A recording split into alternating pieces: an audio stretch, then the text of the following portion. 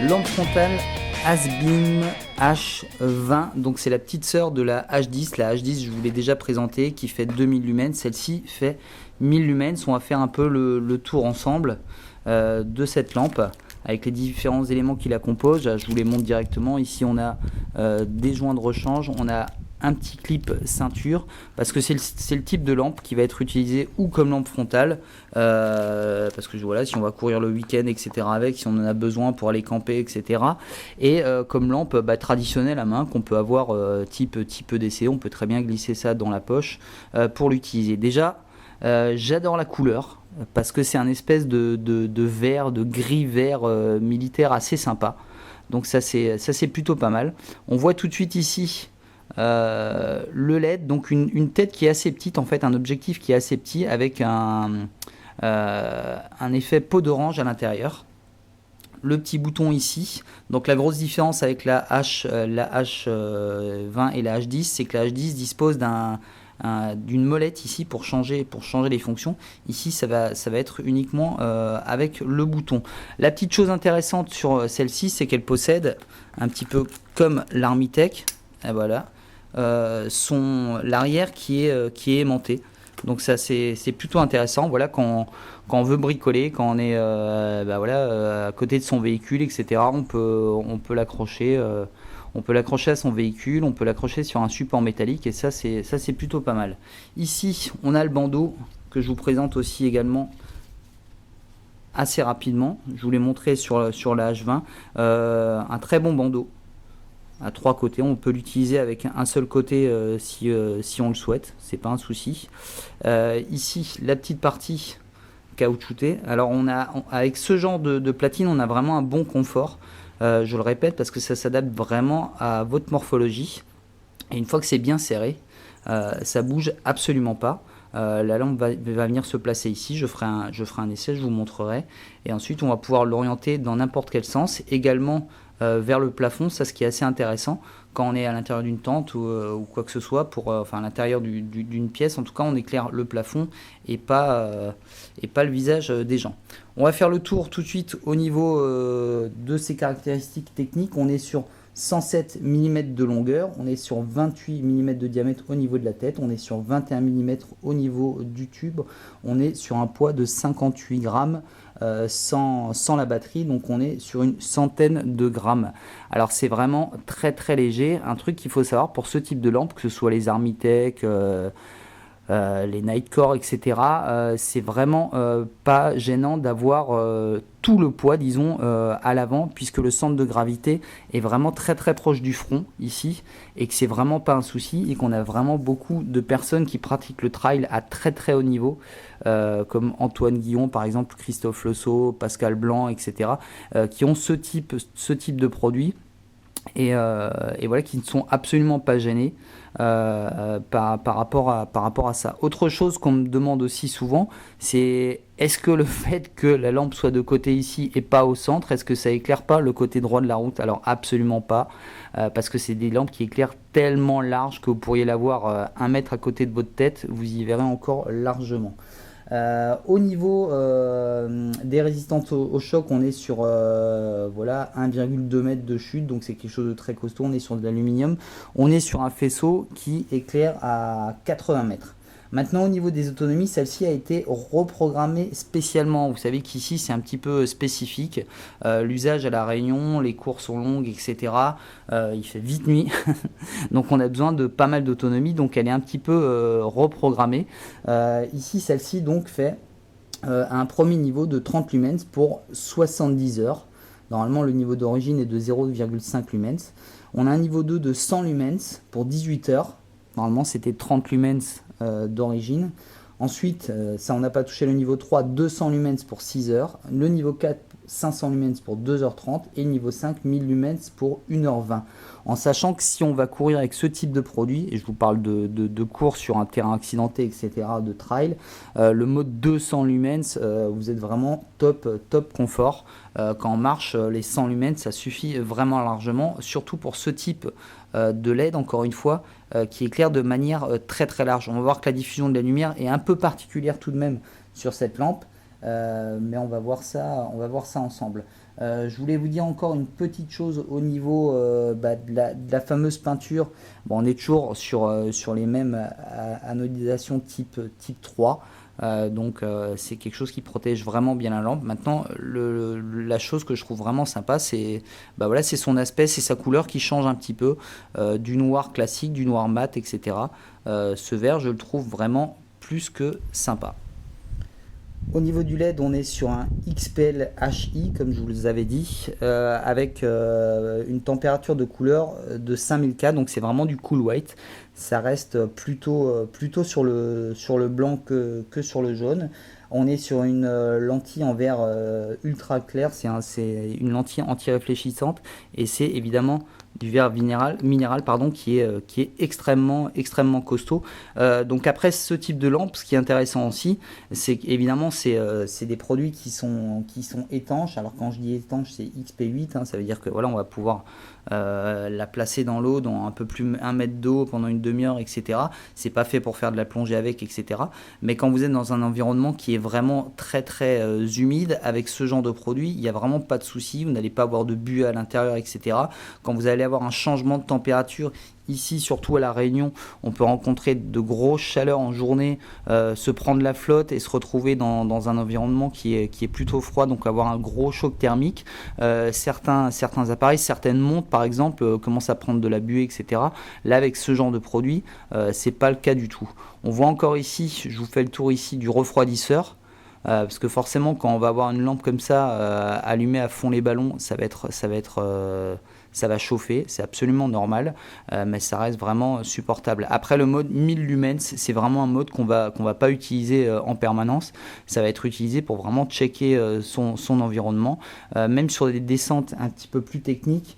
Même si on va monter à 500 lumens pour être vraiment à l'aise, avec 2h30 d'autonomie, ça va aller largement, vous allez largement voir où vous allez. On voit tout de suite le fonctionnement de cette lampe. Alors je laisse le doigt appuyé dessus, voilà, une demi-seconde pour l'activer. Et là il suffit voilà, d'appuyer simplement pour passer dans les différentes fonctions. Alors je vais mettre à peu près ce niveau là. Alors vous voyez, je suis déjà très large. Alors je suis même obligé de me rapprocher du mur parce que c'est un éclairage qui est ultra large. Voilà, je me mets là je suis vraiment à 5 cm du mur, donc c'est pour vous dire à quel point cette lampe éclaire de manière très large. On a quand même, comme vous le voyez ici au milieu, un point qui reste un peu plus chaud. Alors plus je vais m'éloigner, plus il va grandir. Donc au début j'avais un petit peu peur que sur le terrain ça se voit beaucoup, mais absolument pas. On a vraiment toute cette partie ici. Pour vous donner un ordre d'idée, quand j'éclaire à peu près 5 mètres, ce disque il fait à peu près une dizaine de mètres, donc il couvre vraiment tout mon champ visuel. Et la partie ici va être vraiment ce qu'on appelle la lumière résiduelle. Donc c'est assez intéressant tout de même, parce que c'est pas un point chaud. Comme on peut avoir sur certaines lampes, on va être obligé de tourner la tête pour suivre ce point chaud. C'est pas le cas ici. Ce point chaud est véritablement énorme, et donc c'est pas gênant du tout. Petite chose aussi que j'aimerais vérifier, on va se mettre sur le niveau, regardez bien. Là on est sur le niveau 1, on se met sur le niveau 2. J'éteins la lampe en laissant le doigt appuyé dessus. Je rallume. Je suis nouveau sur le niveau 2. Ça c'est pas un souci. J'éteins. Je vais enlever l'accu. Donc imaginons que je suis en pleine course, j'enlève l'accu. Hop, je remets donc l'accu en fonctionnalité. Hop, j'allume. Et là je repars sur le mode 2 exactement comme j'avais quitté. Donc ça c'est assez intéressant parce que quand je suis en train de courir par exemple, que je me sens à l'aise dans un certain mode et que j'ai besoin de changer mon accu. Alors généralement sur ce type de lampe, c'est quand votre accu va être de plus en plus déchargé, vous n'allez pas pouvoir monter dans les autres gammes. Donc vous allez peut-être pouvoir vous en rendre compte, vous êtes en train de courir en mode 2, vous allez vouloir passer sur un mode un peu plus important, vous vous rendez compte que finalement elle n'y va pas. Donc vous n'arrivez plus qu'à accéder au niveau 2, donc vous devez changer la batterie. À ce moment là vous changez la batterie et vous retombez sur le niveau 2. Ça c'est pas mal du tout je trouve. Ce qui est également intéressant pour ce type de lampe, c'est qu'elle va pouvoir s'utiliser voilà, simplement comme ça. Donc imaginez on a une panne de courant, vous la dirigez vers un mur pour vraiment éclairer votre pièce. Donc si vous l'utilisez de manière voilà, sans le bandeau, manière lampe traditionnelle, elle a aussi quelque chose d'intéressant, c'est qu'elle ne va pas rouler beaucoup plus que ça, puisque la tête va venir ici bloquer la lampe. En plus, si vous avez ici le clip ceinture, c'est aussi intéressant pour empêcher la lampe de rouler. Au niveau du tarif de ce type de lampe technique, on va dire, on est aux alentours de 75 euros. Donc c'est les prix par rapport à ce type de produit. Je vous dis encore avec des normes vraiment assez costauds. C'est pas une lampe en plastique. Il y a des lampes en plastique qui valent beaucoup plus cher que ça et qui éclairent beaucoup moins que ça. Là, on est sur une lampe qui est vraiment ultra résistante. Maintenant, je vous donne pas encore mon avis parce que je l'ai testé uniquement pour l'instant en sous-sol. Alors évidemment, ça éclaire de manière très large. Donc ça c'est vraiment pas un souci, le confort visuel il y est.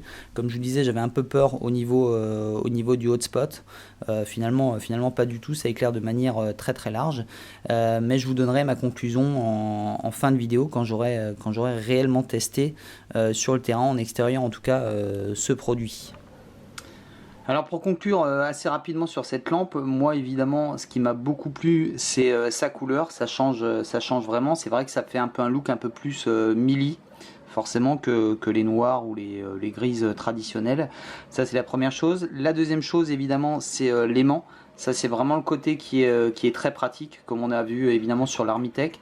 Alors ça sert évidemment à plein de choses, à le placer sur un support métallique, quand on bricole, etc. Également, vous êtes voilà, vous fouillez votre coffre, vous glissez ça au plafond et puis enfin au plafond sur le coffre, sur le côté, vous éclairez votre coffre, c'est pratique. Enfin il y a un tas d'idées forcément. Une fois que c'est magnétique, c'est vraiment pratique. Et en plus ça rime, c'est pas mal du tout. Les petites choses également, c'est le fait qu'il y ait ce système peau d'orange. Donc vous avez vu, c'est un éclairage qui est vraiment très large. Maintenant moi mes côtés moins. Alors ça c'est mon critère à moi, c'est le fait qu'il faille appuyer une demi-seconde pour l'allumer. Alors en soi c'est pas gênant, à partir du moment où c'est votre unique lampe, etc., et que vous avez l'habitude de l'utiliser, c'est pas gênant. Moi c'est juste que j'aime bien que ça clash directement. Ça c'est un petit détail. Seconde chose qui m'embête un petit peu aussi, c'est notamment la température du LED qui est vraiment, ça reste vraiment très blanc. Moi j'ai un peu de mal avec les éclairages blancs. Et la seconde petite chose, alors je ne sais pas si on va le voir ici, je vais essayer de le mettre au minimum. Alors ça se voit pas forcément ici, mais on a effectivement un point chaud là qui dès qu'on s'éloigne, voilà, c'est plus gênant du tout. Et là on a cette périphérique qui s'arrête quand même de manière assez nette. Donc ça m'embête un petit peu. Alors ça m'embête vraiment légèrement parce que c'est tellement large que plus on va reculer, plus ça va être vraiment énorme. Ce qui est aussi intéressant avec ces lampes type L, donc avec un éclairage comme ça, Green Spider le faisait remarquer, c'est vrai qu'on peut continuer à tenir sa lampe et à continuer à bricoler, à utiliser ses mains en ayant la lampe ici, ce qui n'est pas le cas avec les lampes traditionnelles. On finit généralement par la mettre dans sa bouche pour essayer de la tenir. Ce qui est également assez sympa avec ce type de lampe qui éclaire très large, c'est de la placer, par exemple, ça peut être sur une ceinture au niveau de l'abdomen, ça peut être comme moi je le fais, sur le côté du sac, en tout cas sur la bretelle de sac, ça peut être sur un gilet, sur un brelage, etc. Ce qui serait intéressant, ça serait de trouver des pochettes type néoprène pour glisser la lampe à l'intérieur et pouvoir y accéder. Moi par exemple, en l'ayant sur la bretelle de mon sac, j'y accède avec ma main droite et ma main gauche et ça m'éclaire vraiment suffisamment mon chemin si je veux marcher, si j'ai besoin de bricoler, si j'arrive à la serrure de ma bagnole, etc. Ça suffit amplement, et le fait d'avoir une petite pochette néoprène, ça permettrait de la sortir assez facilement. Au niveau du bandeau, il y a vraiment un confort qui est, je vous en ai pas beaucoup parlé, mais c'est vrai que sur la H10 j'en ai parlé, le confort est assez important. La platine est assez large, elle est souple, etc. Et le bandeau est vraiment de très bonne qualité, on le sent que c'est vraiment quelque chose de très costaud. Là encore on est sur une couleur un peu vert. Alors moi je dis mili, ça peut être vert nature aussi, hein, on n'est pas on n'est pas là pour faire la guerre. Ça rentre et ça sort assez facilement, c'est super souple, ça, hein, c'est pas gênant. Par contre une fois que c'est en place, ça bouge pas du tout. même si la lampe, si c'est mouillé, que la lampe est humide, etc. Et on peut s'amuser évidemment à la mettre à droite ou à gauche, suivant si on est droitier ou gaucher. Donc finalement, moi je trouve que ce type de lampe, même sans parler de l'usage frontal, c'est quand même assez intéressant. Même je vous disais tout à l'heure de la mettre quand on la porte sur le ceinturon, mais même en la mettant simplement dans la poche et en la laissant dépasser, bah, ça vous permet d'avoir quand même les mains libres et d'éclairer devant vous ce dont vous avez besoin. Donc c'est vraiment des lampes auxquelles il faut s'intéresser sans parler forcément du type, enfin de sa spécificité première, à savoir la frontale. Voilà au niveau des éclairages, juste pour vous donner un ordre d'idée sur le mode 2. Alors maintenant de mémoire je ne sais plus à combien il est, mais ça suffit très largement pour marcher, pour faire toutes les choses. Et le fameux mode minimum que j'ai utilisé tout à l'heure, que je vais retrouver, voilà, c'était celui-là. Bah voilà, celui-là il suffit, mais vraiment, vraiment amplement. Alors je vous dis même vraiment pour marcher, mais ça va pas être suffisamment confortable. Mais pour faire tout ce qui est autour du camp, etc., sans éblouir tout le monde, ça suffit vraiment largement. C'est même peut-être pour moi presque trop fort. Voilà, parce qu'on a besoin vraiment de très peu de lumière généralement pour son environnement proche, les 50 premiers centimètres, etc. Ça suffit largement. Donc vraiment bonne lampe, je vous dis vraiment à s'y intéresser, surtout cette marque Asbin. Encore une fois, c'est une revue, c'est pas un Rotex, donc j'ai pas vraiment de retour, mais tout ce que j'ai lu, tout ce que j'ai entendu, c'est quand même une marque qui a quand même une bonne réputation, une grande fiabilité. Alors à s'y intéresser. Après il y a une différence de prix qui est, je vais pas dire minime, mais il reste pas grand chose pour arriver sur un modèle encore plus performant. Évidemment je vous reparle à chaque fois de l'Armitech, mais c'est vraiment c'est vraiment ma référence pour plein de raisons. Donc parfois il faut peut-être se dire bah, je mets peut-être un peu plus, etc. Mais si vous avez un budget, ou si simplement celle-ci vous suffit largement, c'est un super produit, quoi. Je veux dire, il y a vraiment enfin, quand je vois ce qui existe sur le marché, ce qu'on voit, quand je vois ce qu'on essaye de nous vendre par paquet de 10 dans les grands magasins, alors je veux dire les grandes surfaces de sport, on essaye de nous envoyer, de nous mettre des gros panneaux, etc. Et quand on sait qu'il y a ça qui existe, honnêtement, enfin voilà, c'est juste le jour et la nuit, sans jeu de mots. Voilà, je vous dis à très bientôt pour d'autres revues. C'était Chris Air Jones. N'hésitez pas, si vous avez des commentaires, c'est toujours en bas que ça se passe. Vous pouvez également me suivre sur Facebook, etc. N'hésitez pas à me poser des questions. Je suis là pour ça. N'hésitez pas non plus à vous abonner, à partager mes vidéos. À très bientôt. Bye bye.